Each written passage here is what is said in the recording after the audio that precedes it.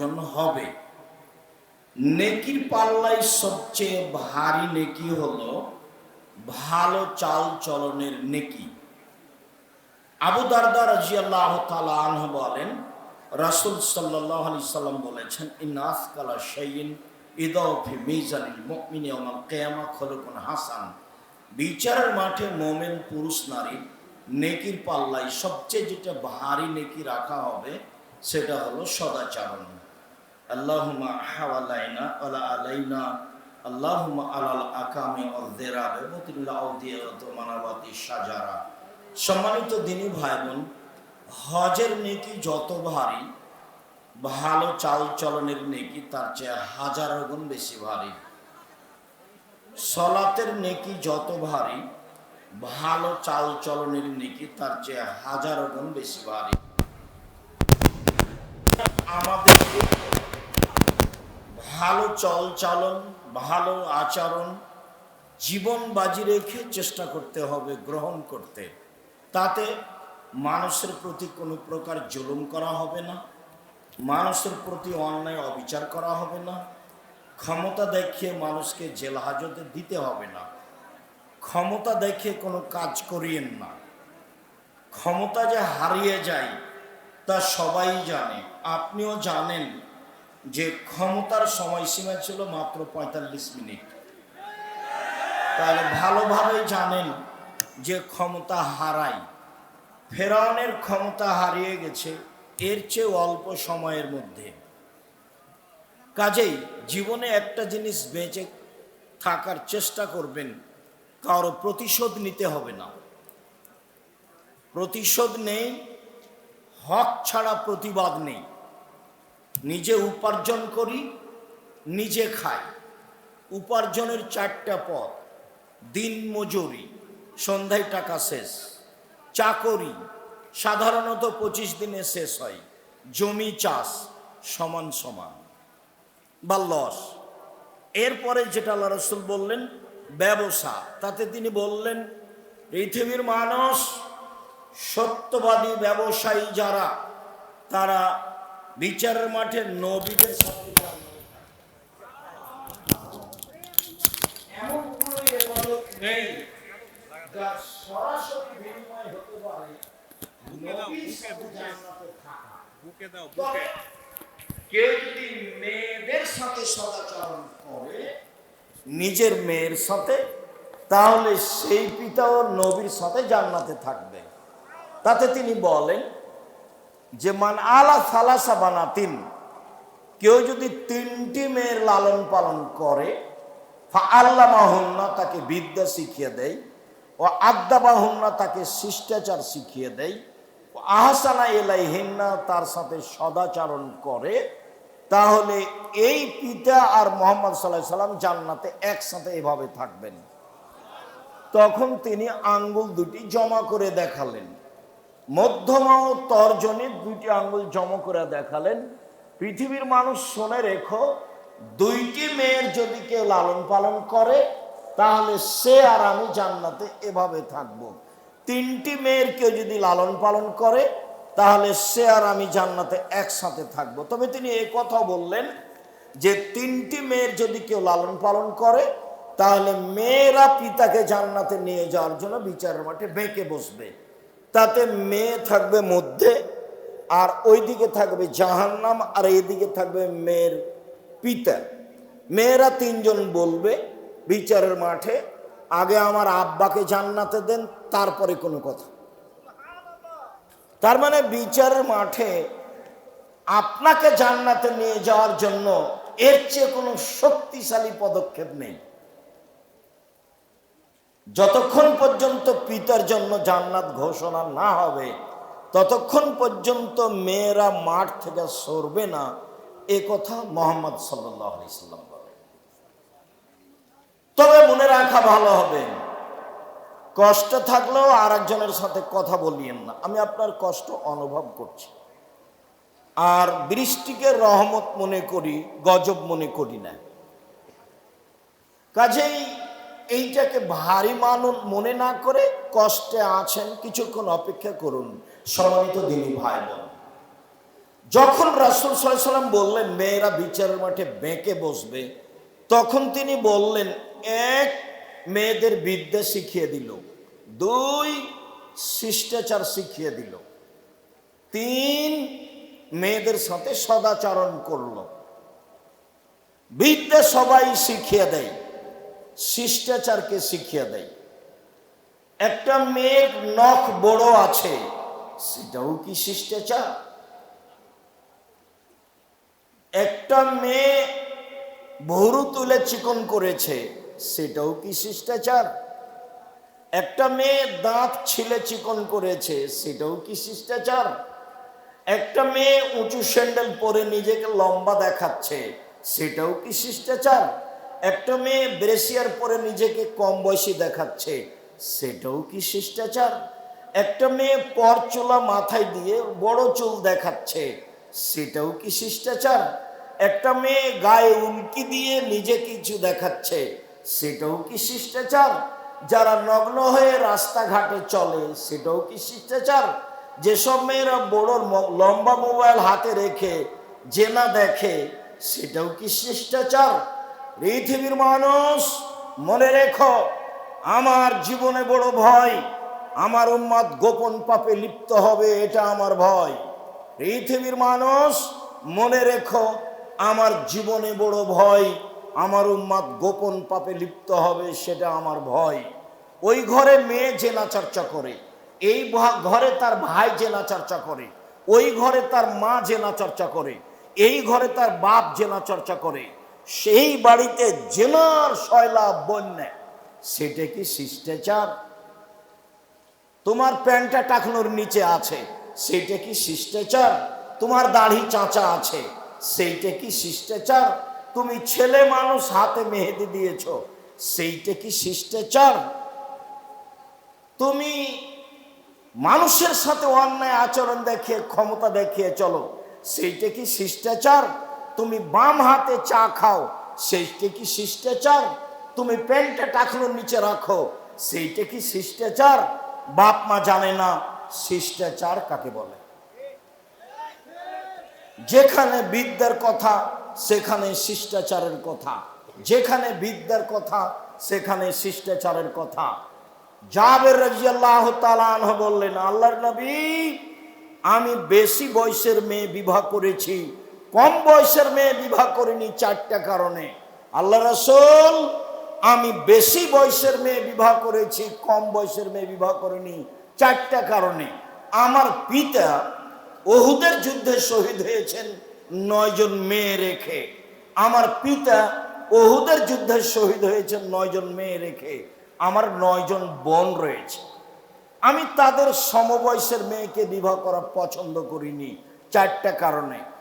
এক, লেতুয়াল্লেমাহুন্না, আমার স্ত্রী যেন আমার বোনদেরকে বিদ্যা শিখাতে পারে। দুই, অলেতুয়াদ্দাবাহুন্না, আমার স্ত্রী যেন আমার বোনদেরকে শিষ্টাচার শিখাতে পারে। তিন, অলা তুরাজ্জালাহুন্না, আমার স্ত্রী যেন আমার বোনদেরকে মাথা চিরুনি করে, সাজগোজ করে, পরিপাটি করে রাখতে পারে। চার, আমার স্ত্রী যেন আমার বোনদেরকে পাহারা দিতে পারে। মা মানে পাহারাদার, মা মানে শিষ্টাচার, মা মানে বিদ্যা, মা মানে পরিপাটি। মাই তো জানে না যে শিষ্টাচার কাকে বলে, হে হে করে হাসছে, দেবর নিয়ে ভাসুর নিয়ে, সেও কি আবার মা? নির্বাচনে দাঁড়িয়ে বলছে যে আসেন ভাইয়া, আসেন, চা খান, চা খান, বসেন, আসেন ভাইয়া, সেটাও কি শিষ্টাচার? এই ছেলে, তোমার নানা তো ভালো মানুষ ছিল, তোমার দাদাও ভালো মানুষ ছিল, তোমার মা যুগের ফেরে উল্টে গেল, তোমার মা নাকি শিক্ষিতা? কে বলেছে? আমি কোনোদিন বলিনি, তোমাকেও বলিনি, তোমার বাপকেও বলিনি, তোমার মাকেও বলিনি। যেসব ছেলে মেয়ে ঘুম থেকে উঠে ঠাকুরের গান বলে, তাকে আমি কোনোদিন শিক্ষিত বলিনি।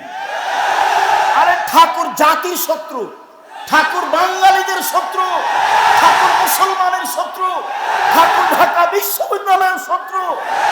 যেদিন ভারত, বাংলাদেশ, পাকিস্তান মুসলমান ইহুদি খ্রিস্টানদের হাতে, ব্রিটেনের হাতে, ইংরেজদের হাতে লজ্জিত হয়, অপমানিত হয়, জেল হাজতে থাকে, সেদিন ঠাকুর লন্ডনে মুচ পাকায়, সেই ঠাকুরের গান আমার ছেলে বলবে? অত বড় কাপুরুষ আমি আব্দুর রাজ্জাক বিন ইউসুফ হইনি। জাতির যদি রাস্তাঘাট করে দিতে না পারি, জাতির যদি স্কুল কলেজ করে দিতে না পারি, জাতিকে চূড়ান্ত সঠিক ধর্ম দিতে পারবো ইনশাআল্লাহ। সম্মানিত দিনী ভাই বোন, ছেলে মেয়ে শিরকের মধ্যে ডুবে আছে, আর ও বলছে আমার ছেলে শিক্ষিত। ভুল হিসাব। আপনি আপনার মেধাবী ছেলেকে করতে চেয়েছেন বড় ডাক্তার। বড় ডাক্তার মানে কি? অত প্রতারক। কিভাবে? প্রায় ডাক্তারি। আপনি ডাক্তার, আপনি কষ্ট নেবেন না ভাইজান। আপনার ডাক্তারের অভ্যাস যে যেই কোম্পানি তাকে টাকা দেয় সেই কোম্পানির ওষুধ লিখে। আপনি এই ছেলেকে পড়িয়া জাতির কি করতে চাইলেন? আপনি এই ছেলেকে পড়িয়া জাতির কি করতে চাইলেন? যারা ইঞ্জিনিয়ার তো তারা রাস্তাঘাটের টাকা মেরে খায়, ও হলো ধোঁকাবাজ। ওকে দিয়ে আপনি জাতির কি করতে চাইলেন? যারা খুব মেধাবী, যারা লন্ডন আমেরিকাতে 5 লক্ষ টাকা বেতনে চাকরি করে, ওরা হলো টয়লেট পরিষ্কার করে যারা তাদের সুপার, তাদের যে নেতা, তাদের দায়িত্ব পালন করে। তাহলে আপনার ছেলে জাতির কি করলো? শুনুন, ওইটাই ছেলে জাতির উপকার করতে পারে, জাতিকে শিরক বুঝাতে পারে, জাতির অর্থ সম্পদকে রক্ষা করার চেষ্টা করতে পারে। আরে দেশের মুরগি মেরে ফেলে ইন্ডিয়া থেকে ডিম আনতে হবে, এটা আপনার শরম হলো না? এটা আপনার ছেলে শিক্ষিত? কে বলেছে? দেশের অর্থ সম্পদ, অফিস আদালত, কলকারখানা সবকিছু বন্ধ করে অন্যর কিছু আনতে হবে, অন্যের কাছে ধার করে নিয়ে আসতে হবে, তখন আপনার শিক্ষিত ছেলে শিক্ষিত? কে বলেছে? ভুল হিসাব। আরে যদি শহীদ মিনার তৈরি করি, হামজার করব। আল্লাহ রাসূল বলছেন সাইয়্যিদুশ শুহাদা হামজা ইবনে আব্দুল মুত্তালিব, পৃথিবীর সবচেয়ে বড় শহীদ হামজা ইবনে আব্দুল মুত্তালিব। আদম থেকে নিয়ে কিয়ামত পর্যন্ত যত শহীদ হয়েছে, যত হবে আর যত হচ্ছে, সবার সর্দার হলেন হামজা ইবনে আব্দুল মুত্তালিব। শহীদ মিনার তৈরি করলে হামজার করতাম। আপনার ছেলে কি শিক্ষা অর্জন করেছে? জাতিকে ধ্বংস করেছে। সে আপনার শিক্ষিত ছেলে? ভুল হিসাব। বিদ্যা কাকে বলে না জানেন আপনি, না জানে আপনার ছেলে, না জানে আপনার মেয়ে, না জানে আপনার স্ত্রী। জাতিকে কবর দিয়ে নিজেকে শিক্ষা দেখায়েন না, জাতিকে কবর দিয়ে কল্যাণানী জাতির কথা আপনি দেখায়েন না। প্রত্যেকটা কর্ম আপনার জাতিকে ধ্বংস করা। আপনি কি দিয়ে বুঝাতে চাচ্ছেন যে আমি ছেলেকে মানুষের মতো মানুষ করতে চাই?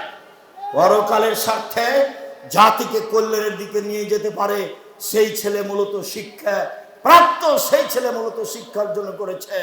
সম্মানিত দিনী ভাই বোন, 1 বিদ্যা শিখাবে, 2 শিষ্টাচার শিখাবে, 3 পরিপাটি শিখাবে, 4 পাহারা দিবে ছেলে মেয়েকে, তার নাম বাপ, তার নাম মা। সম্মানিত দিনী ভাই বোন, মনে রাখবেন শিষ্টাচার সদাচরণ এমন একটা জিনিস যা দিয়ে জান্নাতুল ফেরদাউস পাওয়া যায়। উমামা বাহিলি রাদিয়াল্লাহু তাআলা আনহু বলেন, রাসূল সাল্লাল্লাহু আলাইহি ওয়াসাল্লাম বললেন, পৃথিবীর মানুষ শুনে রেখো, কেউ যদি তর্ক ছেড়ে দেয় সত্য হলেও আমি মুহাম্মদ সাল্লাল্লাহু আলাইহি ওয়াসাল্লাম তাকে জান্নাতে একটা ঘর নিয়ে দিব। আমি জিম্মেদার। পৃথিবীর মানুষ শুনে রেখো, কেউ যদি মিথ্যা ছেড়ে দেয়, মজাক করে হলেও মিথ্যা না বলে, আমি মুহাম্মদ সাল্লাল্লাহু আলাইহি ওয়াসাল্লাম তাকে জান্নাতে একটা ঘর নিয়ে দিব। 3 ওমান আলাল জান্নালে মান হাসানা খলকাহু, যে তার চাল চলনকে ভালো করলো, আমি মুহাম্মদ সাল্লাল্লাহু আলাইহি ওয়াসাল্লাম তাকে জান্নাতুল ফেরদাউস নিয়ে দেব। সেটা আমার ব্যাপার, কিভাবে নিয়ে দেব সেটা আমার ব্যাপার। ভালো চাল চলন কাকে বলে? জাতির ক্ষতি করে, জাতির অন্যায় করে, জাতিকে জেল হাজতে দিয়ে, মানুষকে অপমান করে, মানুষকে খাটো করে, মানুষকে জেল হাজতে দিয়ে আপনি বলছেন আমি সদাচরণের মালিক। আর আপনার এই 2 পয়সার ছেলে আর একজনের পিছনে ঘুরে আর চোখ দেখায়, রাস্তাঘাট বন্ধ করে, এর নাম বিদ্যা। কে বলেছে? এর নাম বিদ্যা কে বলেছে? এটাকে সদাচরণ কে বলেছে? সম্মানিত দিনী ভাই বোন, সদাচরণ দিয়ে দামি জান্নাত পাওয়া যায়। আবু মুসা আশআরী রাদিয়াল্লাহু তাআলা আনহু বলেন, রাসূল সাল্লাল্লাহু আলাইহি সাল্লাম বলেছেন, পৃথিবীর মানুষ মনে রেখো, জান্নাতে কতগুলি ঘর রয়েছে, খুব উন্নত মানের পদার্থ দিয়ে তৈরি, যার বাহির থেকে ভিতর দেখা যায়, ভিতর থেকে বাহির দেখা যায়, যার বাহির থেকে ভিতর দেখা যায়, ভিতর থেকে বাহির দেখা যায়, খুব উন্নত মানের পদার্থ দিয়ে তৈরি, টকটক করছে, ঝকঝক করছে। সাহাবীগণ বললেন, লেমান হাজিহি, এত দামি ঘর কে পাবে আল্লাহ রাসূল? তখন আল্লাহ রাসূল বললেন, লেমান আলানাল কালামা, যার স্বভাব ভালো সে পাবে। রাসূল সাল্লাল্লাহু আলাইহি ওয়াসাল্লাম বলেন, পৃথিবীর মানুষ শুনে রেখো, আল জান্নাতু তাহরুমু আলা রাজুলে ওয়া ইয়াহরুমু রাজুলু আলাইহি, যার উপরে জাহান্নাম হারাম, যার উপরে জাহান্নাম হারাম, যে ব্যক্তি জাহান্নামের উপরে হারাম, যার উপরে জাহান্নাম হারাম, যে ব্যক্তি জাহান্নামের জন্য হারাম। কে? নম্র আচরণ যার, সদাচরণ যার, ওর জন্য জাহান্নাম হারাম, জাহান্নাম তার জন্য হারাম। এই কথা মুহাম্মদ সাল্লাল্লাহু আলাইহি সাল্লাম বলেন। পৃথিবীর মানুষ শুনে রাখুন, দেশবাসী, পৃথিবীর বাঙালি মানুষ যারা, তারা শুনে রাখুন। রাসূল সাল্লাল্লাহু আলাইহি ওয়াসাল্লাম বলেন, সদাচরণ এমন একটি জিনিস যা দিয়ে বড় বড় দুটি নেকি, আমলের নেকি পাওয়া যায়। এক, নিয়মিত রাতে তাহাজ্জুদ পড়লে যত নেকি হয়। দুই, নিয়মিত নফল সিয়াম থাকলে যত নেকি হয়, ভালো আচরণে তত নেকি হয়। এক, নিয়মিত রোজা থাকলে যত নেকি হয়। দুই, নিয়মিত তাহাজ্জুদ পড়লে যত নেকি হয়, ভালো আচরণে তত নেকি হয়। ভালো আচরণ কি জিনিস? দুই, ভালো আচরণ করলে তিনটে বড় বড় আমলের নেকি হয়। এক, আল্লাহর পথে জিহাদ করলে যত নেকি হয়, ভালো আচরণে তত নেকি হয়। দুই, নিয়মিত তাহাজ্জুদ পড়লে যত নেকি হয়, ভালো আচরণে তত নেকি হয়। তিন, নিয়মিত রোজা থাকলে, সিয়াম থাকলে যত নেকি হয়, ভালো আচরণে তত নেকি হয়। ভালো আচরণ কি জিনিস? ভালো কথা, ভালো কর্মের নাম ভালো আচরণ। ভাইয়ের সাথে গন্ডগোল করে যে, তার ভালো আচরণ নয়। জায়ের সাথে গন্ডগোল করে যে, তার ভালো আচরণ নেই। মানুষকে জেল হাজতে দেয় যে, তার ভালো আচরণ নেই। দলীয় দাপট দেখায় যে, তার ভালো আচরণ নেই। বংশীয় ক্ষমতা দেখায় যে, তার ভালো আচরণ নেই। শ্বশুরের কাছে যৌতুক নেয় যে, তার ভালো আচরণ নেই। বোনকে জমি দেয় না যে, তার ভালো আচরণ নেই। এরা সব শয়তানি আচরণের মানুষ। 10 বছর হলো বাপ মরা, এখনো বোনকে জমি দেয়নি, আবার তাহাজ্জুদ পড়ে, ও আবার হজ করে। ভালো আচরণ কাকে বলে? সম্মানিত দিনী ভাই বোন, বলছিলাম চারটে জিনিস আছে যার, সবকিছু আছে তার, ইহকাল আছে তার, পরকাল আছে তার। চারটে জিনিস আছে যার, জান্নাত আছে তার। চারটে জিনিস আছে যার, ইহকাল আছে তার, পরকাল আছে তার। এক, হিফজ আমানাতিন, আমানতের রক্ষা। দুই, হুসন খালিকাতিন, ভালো আচরণ, ভালো আচরণ যার, জান্নাত তার। তিন, সিদক হাদিসিন, সত্য কথা, সত্য কথা যার, জান্নাত তার। চার, ইফাতুল বিতুয়ামাতিন, বৈধ রুজি। ছেলেরা শোনো, আমার কথাটা মনে রেখো। আমি চকলেট বিক্রি করে খেতে বলিনি। আমি বলেছি প্রয়োজনে চকলেট বিক্রি করে খাবো, মানে সবচেয়ে কম পয়সার ব্যবসা। লোন নিয়ে ব্যবসা করতে রাজি নই। পয়সা উপার্জনের চারটা পথ ভুলে গেলে মনে হয়। এক, দিন মজুরি।